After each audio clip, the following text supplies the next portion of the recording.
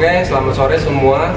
Hari ini kita akan wawancara supervisor marketing Honda. Perkenalkan, nama saya Haji. Nama saya Nicholas Setiawan. Nama saya Stephen Kodoso. Anam William, jadi supervisor. Saya Sandy Regata, sales supervisornya Honda Permata Serpong. Hari ini saya ada mau tanya beberapa tentang pertanyaan tentang leadership nih. Menurut Pak Sandy, apa yang dimaksud dengan seorang pemimpin atau kepemimpinan itu sendiri sih? Kalau menurut saya pribadi itu kepemimpinan itu suatu kepercayaan atau tanggung jawab yang diberi oleh owner, khususnya di bidang otomotif ini ya. Misalkan saya kan memimpin dari, bisa dibilang dari salesnya, maksudnya saya mimpin dari segi marketingnya. Jadi kepemimpinan menurut saya itu suatu kepercayaan tanggung jawab yang diberi oleh owner untuk kita untuk bisa menghandle sales khususnya yang di pihak marketing, penjualan gitu, dia bisa menjual dan mendongkrak volume penjualan di sini. Jadi untuk melakukan lebih maju sih perusahaan. Oke, pertanyaan yang kedua nih Pak, apa aja sih karakter nih yang harus dimiliki oleh seorang pemimpin? Pasti rasa karakter, percaya diri, tanggung jawab, optimis, selalu bersemangat juga sih. Ini untuk saya pribadi ya. Untuk saya pribadi sih biasanya itu, sama kejujuran sih.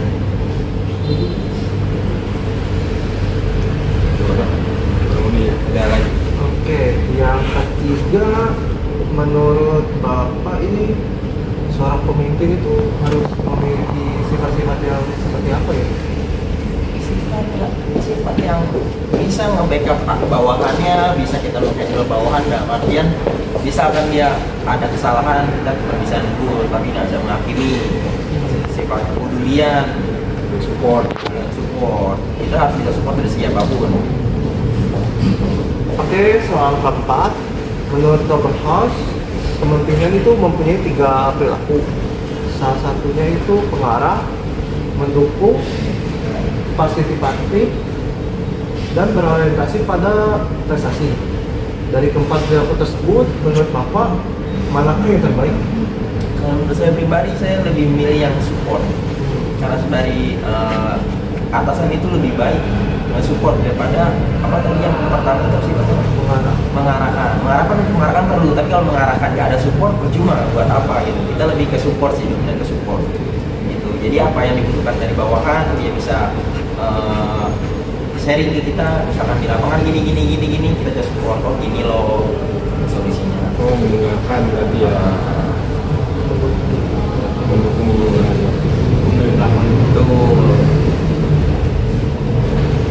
Itu zaman sekarang kan banyak banget wanita-wanita yang jadi pemimpin zaman sekarang.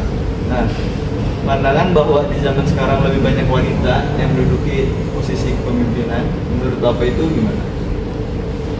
Setara gender apa gimana? Iya, jadi mungkin sekarang kan udah banyak pemimpin wanita ya. Menurut Bapak itu gimana? Apakah lebih efektif daripada pria atau sama aja? Kalau efektif atau nggak efektifnya sih menurut saya pribadi sama aja. Karena zaman sekarang kan udah nggak bisa bedain di mana pria lebih keras kerjanya atau wanita enggak. Karena kita sekarang udah setara gender. Dan banyak juga yang wanita juga kerja keras gitu loh. Sama personal itu. Jadi untuk selanjutnya itu kan dalam pemimpinan itu ada 2 pendekatan Pak, yaitu transaksional leadership dan transformational leadership. Oke. Menurut Bapak itu mana yang lebih efektif? Kalau saya pribadi itu transformational leadership. Karena transformational itu kan maksudnya dia perubahan. Jadi kita membuat perubahan dari perusahaan yang lebih baik ke depannya. Oh, itu lebih kayak apa? Berkembang ya? Berkembang, improvement dari kesalahan sebelumnya. Question, menurut Pak Sandy, kecerdasan intelektual dan emosional dan seorang leader, apa sih dari pandangan Pak Sandy kedua penjelasan? Kalau intelektual itu dia lebih ke pengetahuan apa ya, umum, maksudnya itu dalam artian kayak misalkan pengetahuan produknya dia, kondisi lapangan gitu-gitu. Nah, sedangkan kalau yang apa namanya emosional itu dia pengetahuan bahwa kalau dia itu bisa ngatur emosi dia dan dia bisa menjaga diri dia untuk nggak stres, nggak down gitu, bisa mengatur emosi dalam artian nggak apa ya, nggak ledak-ledak lah gitu. Staff yang salah. Nah, clear ya namanya Stefan. Nextnya ada di ini Pak, buat di setiap organisasi kan ada budaya apa sih yang Bapak terapin di organisasi di Jakarta seperti budaya kekeluargaan. jadi kalau dari saya, khusus tim saya itu budaya kekeluargaan. Jadi semua ada masalah, entah itu masalah kerjaan atau masalah keluarga pun kita boleh sharing. Selama kita masih bisa bantu satu sama lain itu boleh lah. Masalah internal misalkan ada satu sales yang ada masalah, dia sharing ke kita, dia percaya sama kita buat curhat, kita dengerin, kita tampung, kita bisa ngebantu, kita bantu gitu. Jadi nggak hubungannya nggak sebatas hubungan kerja aja.